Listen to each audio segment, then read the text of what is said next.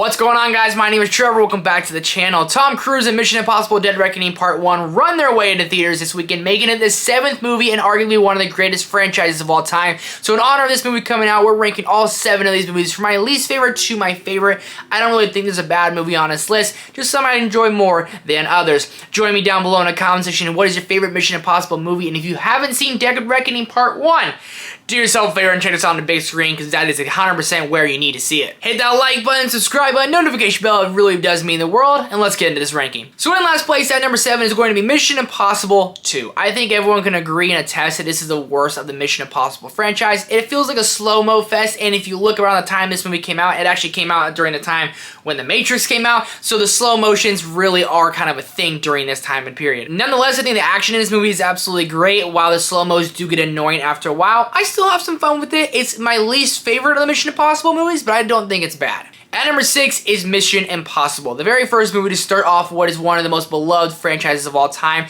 Just seeing a younger Tom Cruise do all of his own stunts and do his stunts in this movie just goes to show how long he's been devoted to making the best movie possible. When he comes ziplining down, he has that iconic stance. I mean, that is a big standout here in this movie. When you see that actually happen, especially back in the 90s, no one was really doing things like that, so to be able to see Tom Cruise do that and perform like that the way he did, I mean, it's pretty awesome and epic. Your mission, if you choose to accept it, is not just going to be very difficult, but it's probably going to be impossible, hence the name Mission Impossible. I don't think anyone realized how successful this movie is going to be in order to make 7 movies later, but I'm glad it was. At number 5 is Mission Impossible 3. Bringing in Philip Seymour Hoffman as a villain in this movie is one of the best things you could do. He's one of my favorite actors of all time, and he brings that menacing villain role to the screen so well. Probably the best villain of any of the Mission Impossible movies. But this one, the stakes feel a little bit more personal because he starts bringing in Ethan's wife this time around. I mean, the best way to get to Ethan is to go after the people he loves. Obviously, that is with a lot of people, but especially with the character of Ethan Hunt, who's a guy who seems unbreakable. He doesn't really care about the casualties. His friends and family and his wife in this movie have always been the number one thing for Ethan, and that's what Philip Seymour Hoffman goes after.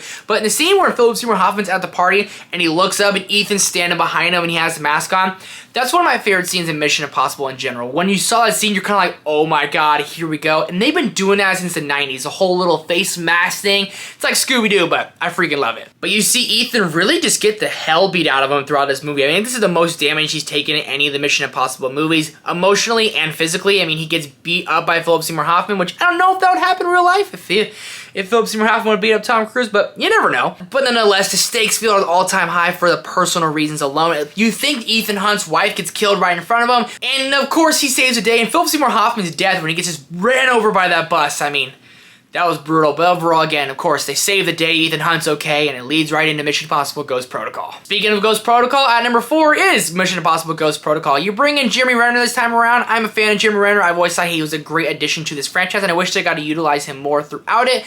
But this time around, you go to Abu Dhabi. Tom Cruise climbing on the outside of this building in Abu Dhabi is one of the, probably the most surreal things of the entire Mission Impossible franchise. But having another awesome actor like Jeremy Renner on screen to be able to be badass like Tom Cruise, but be able to act toe-to-toe with him, it's something I always loved to watch. And I love the spy elements throughout all of this and the gadgets that gets used when Jeremy Renner has those contacts in and they're at that arms dealer meeting and he's looking there and he's blinking twice just so they print out and everything.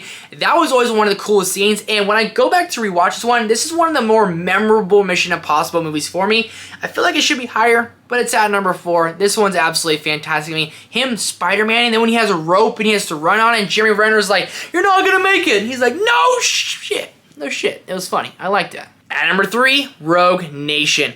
Tom Cruise hanging out of a damn airplane. I mean, that's a little crazy, right? Has to be a little crazy. But Tom Cruise has to go rogue to prove he's innocent, kind of like he always does. No one ever believes him. Oh, he's gone rogue. We're going to get after him. Starting to see that happen a little bit more throughout the movies. It's the 5th one time around. What are they going to do different? Well, they're going to bring in British intelligence, and they're going to bring in Rebecca Ferguson, a fantastic actress. She plays the character Ilsa, one of, if not my favorite character of all this franchise. She's absolutely badass, and she helps Tom Cruise and turns against Tom Cruise and helps Tom Cruise, and they have a really weird relationship. You ship them, you want them to be together, but they're not together, but you want them to be. They kind of are. It's kind of a weird dynamic. A man hanging out of an airplane we all thought was just fake and CGI, but kind of find out, at least for me, years later that he actually did that. Just goes to show Tom Cruise's devotion to film and how he's willing to risk his life literally every time he goes on screen just for audience's enjoyment. I mean, The man's absolutely crazy. Rogue Nation's fantastic. It was my number 2, but my number 2 now is Mission Impossible Dead Reckoning Part 1.